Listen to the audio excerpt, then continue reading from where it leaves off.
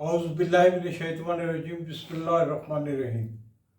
Khawar Naeem Hashmi official में आपकी खिदमत में सलाम पेश करता हूँ। हमारा नाज़रीन आज का मौजू है, क्या आप भी अदाकार बनना चाहते हैं? मैं एक सहाफ़ी हूँ। मेरा फिल्म लाइन से बराह रास्त कभी कोई ताल्लुक नहीं रहा, लेकिन बहुत सारे लोग मुझे फिल्म लाइन का आदमी समझते हैं। चूँकि मेरे वालिद का ताल्लुक फिल्म लाइन से था और मुझे बहुत सारी बातों का इल्म हो जाया करता था, जिनका तज़किरा मैं आपके सामने किया करता हूँ। तो इसी बुनियाद पर बहुत सारे दोस्तों ने समझना शुरू कर दिया कि मैं फिल्म पर कोई अथॉरिटी हूँ। फिल्म के बारे में, फिल्म की तारीख के बारे में कोई चीज़ मुतनाज़ हो जाए तो दोस्त मुझे फ़ोन करते हैं कि ख़ाबर नईम हाशमी, आप बताइए कि क्या ये वाक़या ऐसे हुआ था या ऐसे हुआ था। अगर मेरे इल्म में कोई बात होती है तो मैं ज़रूर गाइड करता हूँ, लेकिन दोस्तों से गुजारिश है कि मैं सहाफ़ी हूँ, सहाफ़ी था और सहाफ़ी ही मुझे रहने दें, क्योंकि शोबा सहाफ़त में मैंने निसफ सदी से ज़्यादा का जो सफ़र काटा है, ये बड़ा मुश्किल और कठिन सफ़र है और इसकी जो यादें हैं उन्हें एंजॉय करने दें मुझे, और फिल्म लाइन से मुतल्लिक़ सवालात कम किया करें। जितनी फिल्म की बातें मुझे आती हैं, समझ आती हैं, देखी हुई हैं, सुनी हुई हैं, मुसद्दका है, गैर मुसद्दका बात, अगर कोई मुझे कोई बात बताए भी फिल्म लाइन के बारे में, मैं आप तक उस वक्त तक नहीं पहुंचाता जब तक मैं उसकी 2-3 सोर्सेज से तस्दीक नहीं कर लेता। आज सबसे पहले तो मैं आपसे गुजारिश करूंगा कि ख़ाबर नईम हाशमी ऑफिशियल को सब्सक्राइब करें। इस चैनल को, यूट्यूब चैनल को, जिसका नाम मैं फिर लूँगा, ख़ाबर नईम हाशमी ऑफिशियल, आप जितना ज़्यादा सब्सक्राइब करेंगे आपके लिए उतना ही ज़्यादा मवाद सामने लाता रहूँगा। आज फिल्म का ज़माना नहीं है। लाहौर के तमाम जो स्टूडियोज़ हैं खंडर बन चुके हैं, वहाँ पर गोदाम बने हुए हैं, वहाँ पर ट्रक खड़े होते हैं किराए के, कोई इक्का दुक्का दफ्तर मौजूद है वो नज़र आते हैं। वहाँ भी लोग, इसलिए कि बहुत कम किराया होता है स्टूडियोज़ के दफातर का, कोई आदमी ले लेता है, शाम को 4-5-6 आदमी बैठ जाते हैं। जैसे हसन अस्करी साहब का पिछले दिनों इंतकाल हुआ, इकबाल कश्मीरी साहब का इंतकाल हुआ, इन दोनों को भी मैंने स्टूडियोज़ में दूसरे पुराने लोगों के साथ बैठकर बातें करते हुए, गप्पे मारते हुए, माजी को याद करते हुए देखा है। तो मौजू तो आज हमारा ये है कि क्या आप एक्टर बनना चाहते हैं? क्या आप भी एक्ट्रेस बनना चाहती हैं? तो भाई, ये एक्टर, ये एक्ट्रेस सिफारिशों से नहीं बनते। इसके बावजूद कि लाहौर के निगार खाने उजड़ चुके हैं, कराची में फिर भी बहुत काम हो रहा है, अच्छी फिल्में बन रही हैं, अच्छे एक्टर मौजूद हैं, अच्छे डायरेक्टर मौजूद हैं, अच्छी फिल्में जो है वो मार्केट में आती हैं, मैं भी देखने जाता हूँ। लेकिन आज का जो मौजू है, हमारा ख़ास मौजू, वो यही है। मैं फिर बताऊंगा कि क्या आप भी एक्टर बनना चाहते हैं? अगर आप एक्टर बनना चाहते हैं तो याद रखिए, एक्टर बनने के लिए आप में 5 बुनियादी सलाहियतों का होना बहुत ज़रूरी है। और ये 5 बुनियादी सलाहियतें क्या हैं? ACTOR 5 लफ्जों से बनता है लफ्ज एक्टर, और 5 ही सलाहियतें हैं जिनका आपके अंदर होना ज़रूरी है। इस हवाले से मैं आज ज़ुबानी तो नहीं, मैंने अपने सामने रखा है मरहूम वालिद मोहतरम नईम हाशमी साहब का एक मजमून, जो मेरा ख्याल है दर्जनों बार बड़े अखबारात और जराद में छप भी चुका है, और लोगों ने इसको अपनी किताबों में भी शामिल किया हुआ है। आज मैं आपको बताऊंगा कि एक्टर की 5 बुनियादी सलाहियतें क्या हैं। ए से क्या है, सी से क्या है, टी से क्या है, ओ से क्या है, आर से क्या है। तो एक्टर बनने के लिए जो सबसे पहला लफ्ज है ए, सबसे पहला लफ्ज ए, जो पहली क्वालिफिकेशन आपके अंदर होनी चाहिए, ए से बनता है अडॉप्टेबिलिटी। Adaptability, adaptability. दूसरी सलाहियत सी से बनता है कंट्रोल। तीसरी सलाहियत है टी, टोनिंग। T, toning. चौथी सलाहियत ओ से है ओरेटरी, ओरेटरी। और 5वीं सलाहियत जो आर से बनती है वो है रिदम। ये 5 सलाहियतें पूरी तरह मौजूद हैं तो यकीनन आपका ये हक है कि बतौर अदाकार इस शोबे को ज़रूर इख्तियार करें, अपनाएं, जदोजहद करें, आर्टिस्ट बने, स्टार बने। क्योंकि ये आर्टिस्ट बनना, बड़ा आर्टिस्ट बनना, स्टार बनना, ये सिर्फ हादसों की से नहीं हो जाता कि एकदम एक एक्सीडेंट हुआ, हादसा हुआ और आदमी एक्टर बन गया। आदमी के अंदर भी होना चाहिए। Number 1, adaptability.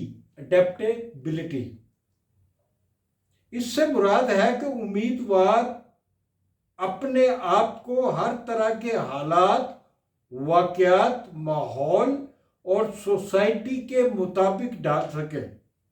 यानी गंगा गए तो गंगा राम, जमुना गए तो जमुना दास।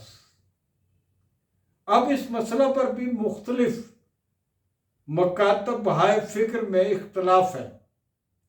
बाद इसहाब राय का नज़रिया ये है कि एक्टर की अडेप्टेबिलिटी में इतनी लचक होनी चाहिए कि चाहे वो कोई भी किरदार अदा कर रहा हो, उसमें उसकी अपनी इनफरादियत नजर आनी चाहिए। मसलन अजमल खान ने फिरदौस और एजाज की हीर रांझा में कैदों का किरदार अदा किया, तो उसमें उनकी अपनी इनफरादियत नजर आई।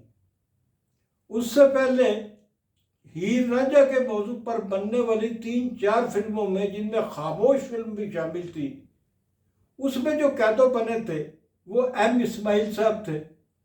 उसमें उनका अपना रंग मौजूद था एम इस्माइल साहब का।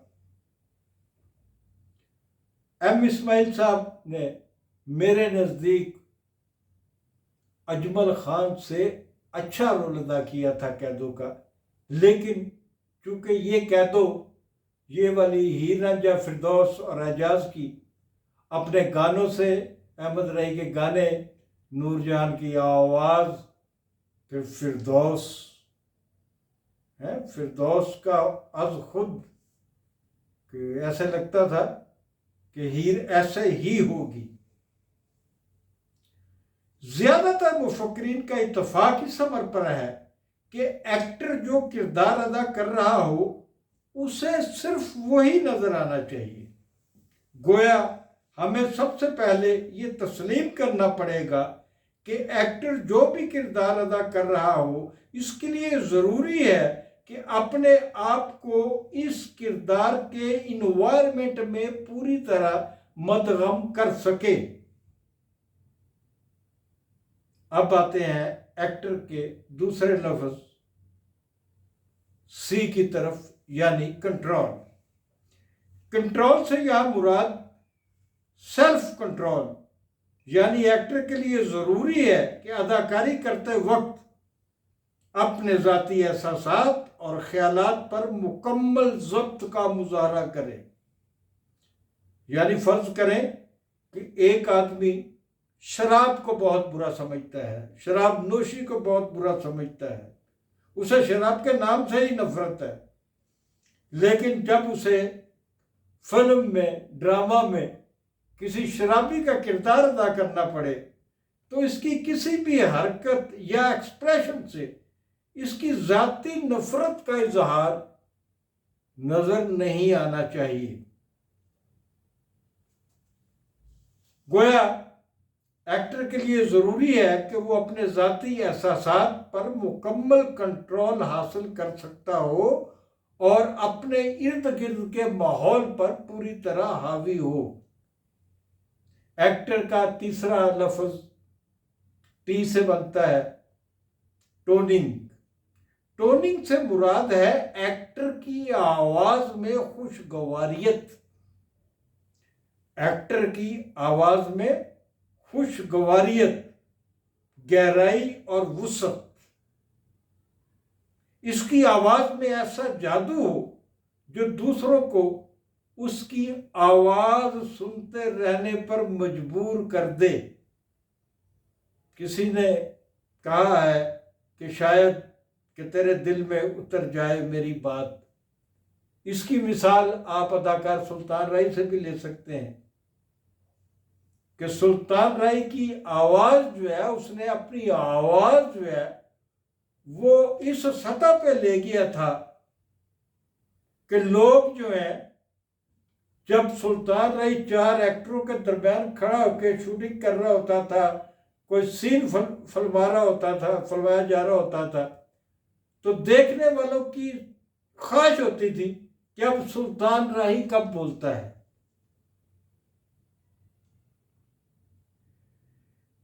रोजमर्रा की जिंदगी में ये बात अक्सर तजुर्बा में आती है कि बाज़ औक़ात हमें हमारा एक ऐसा दोस्त मिलता है जिससे मुतल्लिक हमें पूरी तरह इल्म होता है कि वो नहायत मुखलिस, दयानतदार, मेहरबान दोस्त है। वो जो कुछ कहेगा हमारे भले के लिए होगा। इसकी हर बात हक और सदाकत पर मुबनी होगी, ये झूठ नहीं बोलेगा। मगर फिर भी जब वो बोलता है तो हमारा दिल कहता है कि ये भाई साहब कम ही बात करें तो अच्छा है। हालांकि बड़ी बातें कर रहा होता है, खूबसूरत ऐसी बातें कर रहा होता है जो सबक आमोज होती हैं, ऐसी बातें, ऐसी कहानियाँ आपको सुना रहा होता है जो आपको सुननी चाहिए, लेकिन उसकी आवाज़ बेचारे की ऐसी होती है कि सुनने वाले कहते हैं कि यार पता नहीं कदों चुप करेगा। मतलब आवाज़ का जो बोलने का जो अंदाज है वो आपके अंदर जो कंटेंट है उसके मुताबिक होना चाहिए। कंटेंट तो आपका बहुत मजबूत हो, लेकिन डायलॉग डिलीवरी जो है वो आपके पास ना हो। इसके बरक्स हमारा पाला ऐसे अक्सर लोगों से भी पड़ता है। हम तजुर्बे से जानते हैं कि ये आदमी झूठ बोल रहा है, हमारे सामने बैठा हुआ आदमी जो है झूठ बोल रहा है, सरियन धोखा देने की बात कर रहा है। अगर इसे 2 मिनट बात करने की मोहलत दे दी जाए तो ये आपकी जेब खाली करके चला जाएगा, आपके साथ फ्रॉड करके चला जाएगा। मगर इसके बावजूद हम चाहते हैं कि वो फ्रॉडिया जो आपकी जेब खाली कराने वाला है वो बातें करता रहे और आप उसकी बातें सुनते रहें, क्योंकि उसकी आवाज में जादू होता है, जादुई असर होता है। जो सुनने वाले लोग होते हैं उसकी आवाज़ ऐसी होती है कि उसकी बातें उनके दिल में उतरती जाती है, हालांकि वो फ्रॉड कर रहा होता है। चुनाचे तमाशाइयों के दिल में उतर जाने के लिए, उनका पसंदीदा एक्टर बनने के लिए जरूरी है कि अदाकार की आवाज में वो टोनिंग मौजूद हो। चौथा ओ,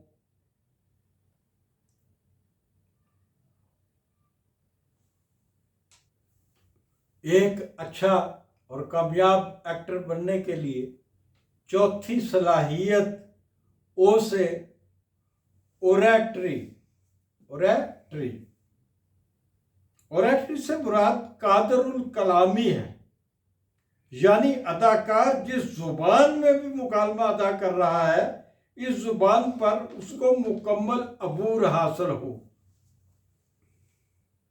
अगर एक पंजाबी एक्टर को पठान का रोल अदा करना पड़ जाए और उसने कभी पश्तो में किसी से बात ही ना की हो, किसी से पश्तो में गुफ्तगू ही ना की हो, कभी गुफ्तगू सुनी भी ना हो, कभी पश्तो से उसका दूर का वास्ता भी ना हो, तो उसके लिए मुश्किल होगा। ऐसे शख्स के मुकाबले में जो पश्तो सुनता रहता है, अगर बोल भी नहीं सकता तो उसको हम समझ आने की कोशिश करता है कि यार ये जो पठान मेरे साथ गुफ्तगू कर रहा है ये क्या कहना चाहता है, या पठान का जो लहजा है वो क्या बात कर रहा है, उसके लहजे को पहचानता हूं।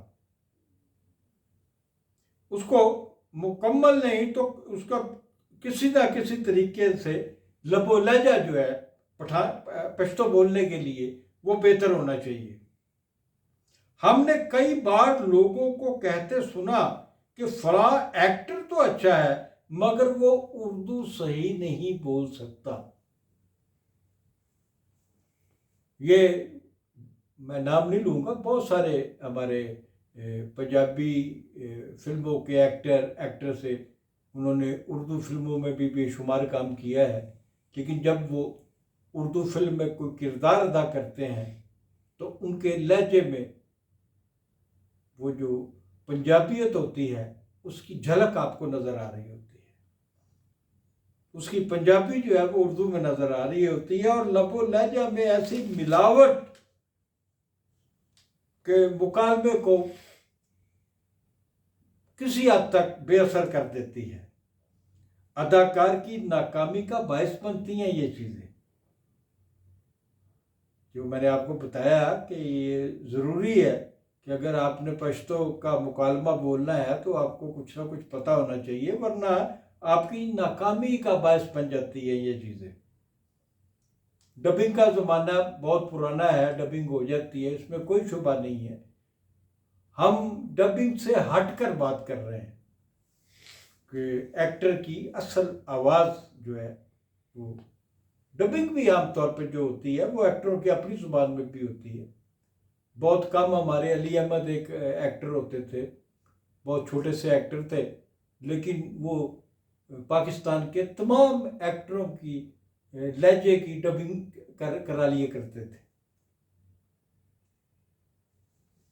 अब आते हैं जी एक्टर बनने के लिए, आपने भी एक्टर अगर बनना है, आखिरी क्वालिफिकेशन आर से मुराद रिदम।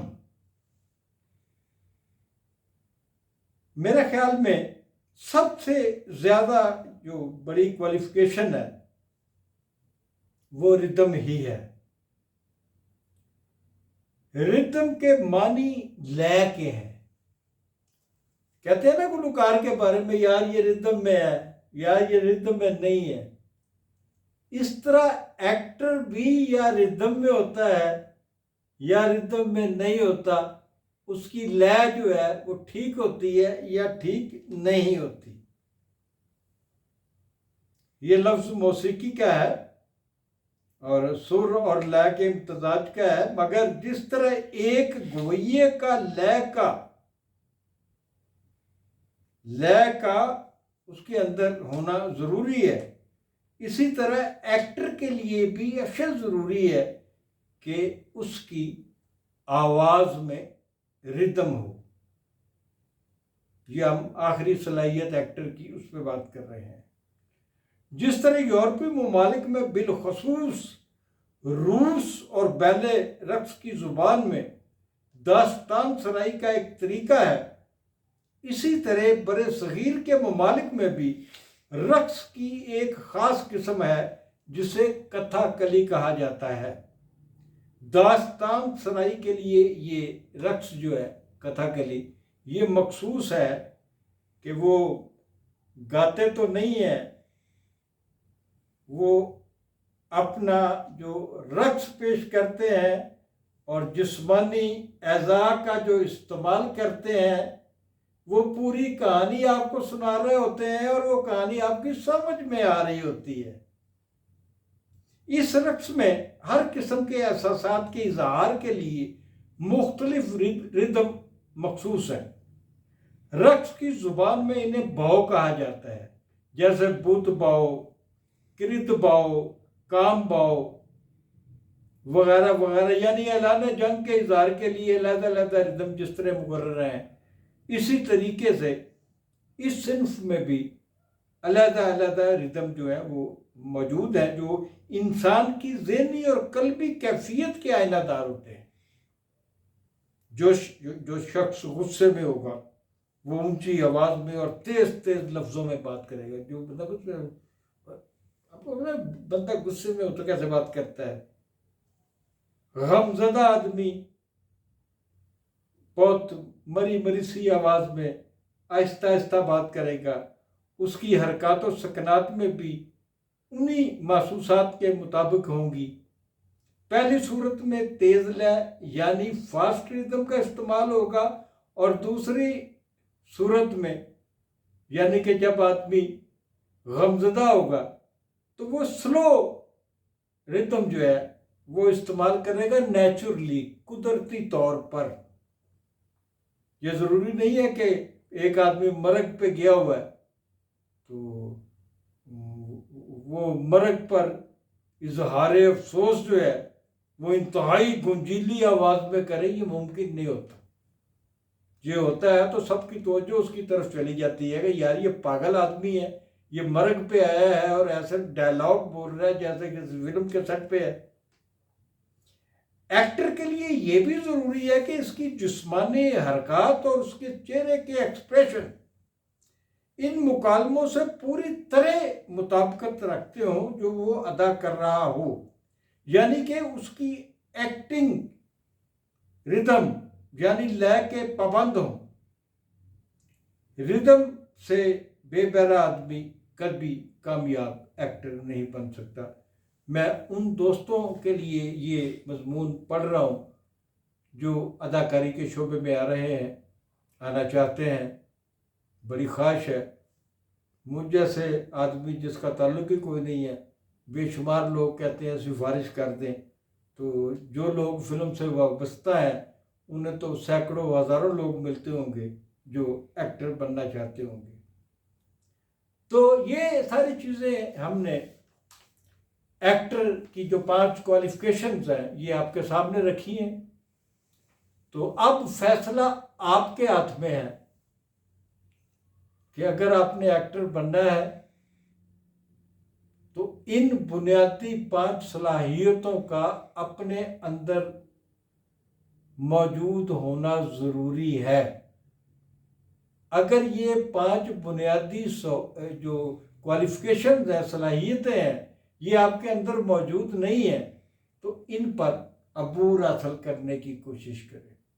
इससे पहले कि आप किसी हदायतकार से, किसी फिल्मसाज से, किसी कहानी नवीस से, किसी प्रोड्यूसर से मिले, उसको इम्प्रेस करने के लिए ज़रूरी है कि ये जो 5 बुनियादी सलाहियतों का इजहार मैंने आपके सामने किया है, ये सलाहियतें अपने अंदर पैदा करें। जाते जाते फिर गुजारिश करूँगा, खावर नईम हाशमी ऑफिशियल को सब्सक्राइब करें, इसको फॉरवर्ड करें, इसको लाइक करें और इसको ज़्यादा से ज़्यादा फैलाएं। बहुत बहुत शुक्रिया।